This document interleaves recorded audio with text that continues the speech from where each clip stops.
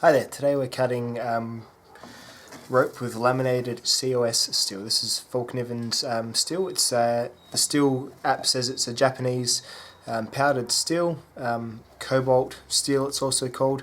Fallkniven do this to a Rockwell of 60, so I actually know the Rockwell on this one. I've put a work sharp edge on that.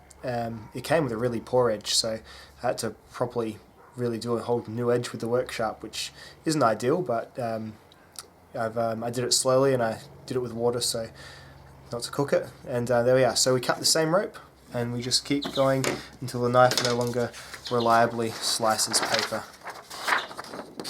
like so. I really have no idea how this steel is going to perform. Don't even have a rough estimate in my head, so it'll be interesting. Let's get into it.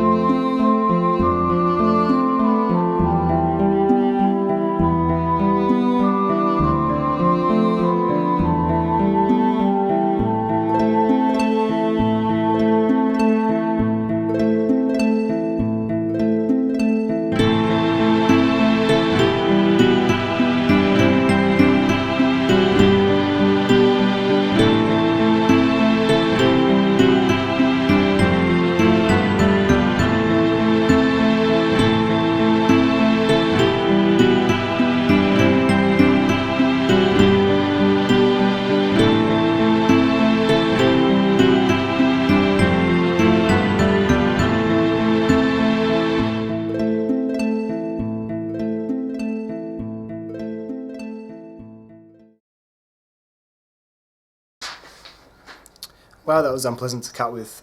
This is a really poorly, it came with a really dull factory edge, which I've then, so I've restored the absolute edge with the work sharp, but the secondary grind is just really thick.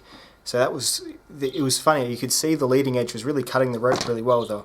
The little rope fibres were jumping away from the blade edge, but then when it came to pushing through, it's just so fat further up, like as in a millimetre or so up, you really had to force the knife through. Really not an enjoyable cutting session, that one.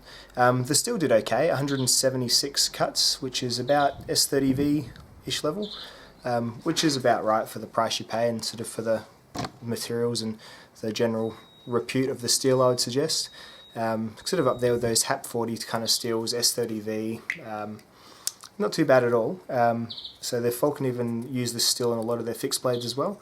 So the lower Rockwell, or the higher Rockwell, might be more for the folding knives. Maybe they're lower for their fixed blades, I'm not too sure.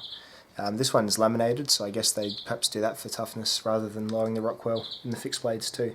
But that's pretty decent performance for a sort of a more low-end powder steel, isn't it? And by low-end I mean it's not like Maximet or something like that, so not too bad at all.